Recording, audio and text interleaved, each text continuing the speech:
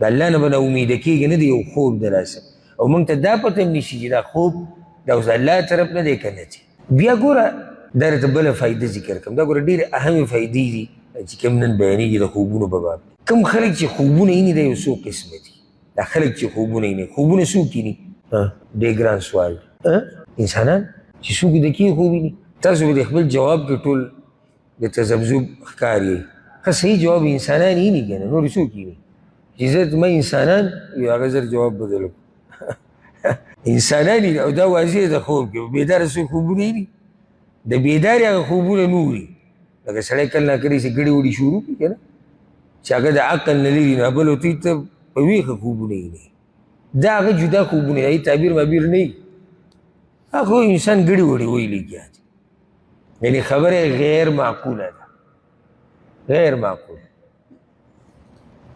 نه هسې دا غیر معقوله خبرو پورې یو قصه راځي. زموږ یو ملګری و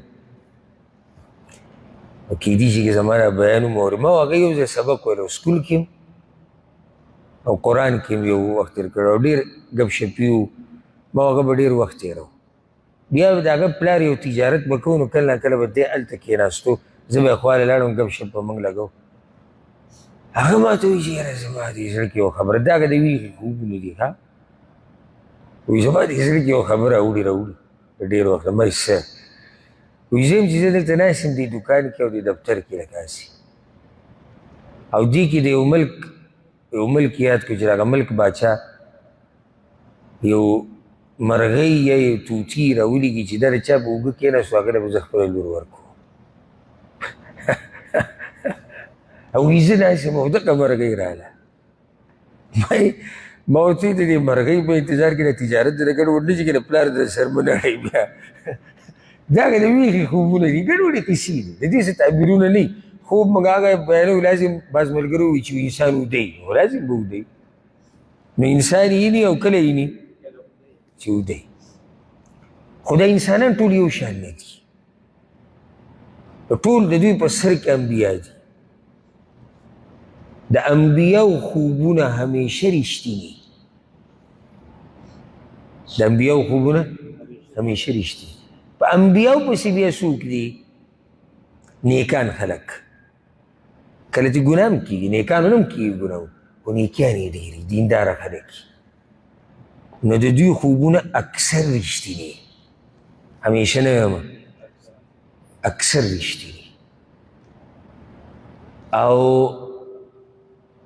بیا دریم قسم خلک دي فاسقان فاجران چې ګناهونو کې سم ورننوځي، دین نه لري دي، ګناهونه یې ډېر دي په نسبت د دیندارۍ او د نیکیانو.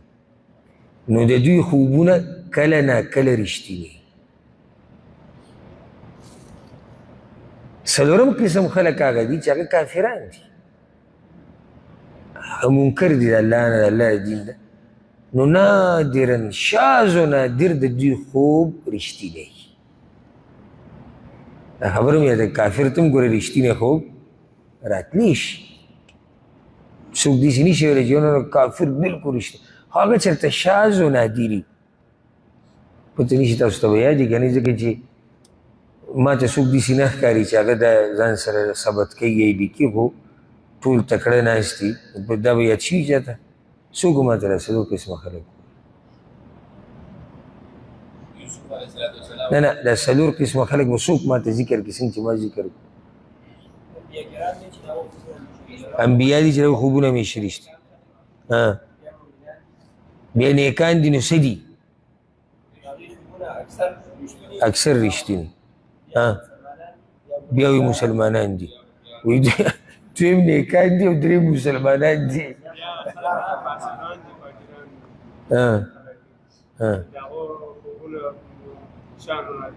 نه ما نه جوړېږي، کله ناکله رښتیني. څلورم قسم شاذ و نادر رښتیني. هسې دا مې ته خو چې سړی داسې ناست دی ګوري که نه، هغه ته دا یادېږي. او اکثر چې دا مسلې ګډې وډې بیان کړي که نه، وایي پلاني عالم داسې ویلي، پلاني داسې ویلي، او بیا یې څه بیان یې کړي، هغه دا قسمه خلک بیانوي. لکه یو خبرې ته داسې ناست وي که نه او سوچ یې بل ځي کړي. چې بهر وځي بیا دویم قسم خلک چې دي هغه نیکان مؤمنان دي او شاذ و نادر د هغوی خوب رښتینی شاذ و نادر د هغوی خوب رښتینی خبره خلک به هلته کوي څلورم قسم خلک چې دي هغه کافران دي او د دوی خوب چې دی کله ناکله دروغجن د دې څه وي کله ناکله دروغجن وي نو څه مطلب شو اکثر رښتینی د کافرانو خوبونه دا چې کله داسې ډډه لګولي او داسې بعضې مسلې هغه توجه غواړي اسانې څه ګرانه خو نه دې کومه داسې اوږده فلسفه بیان شو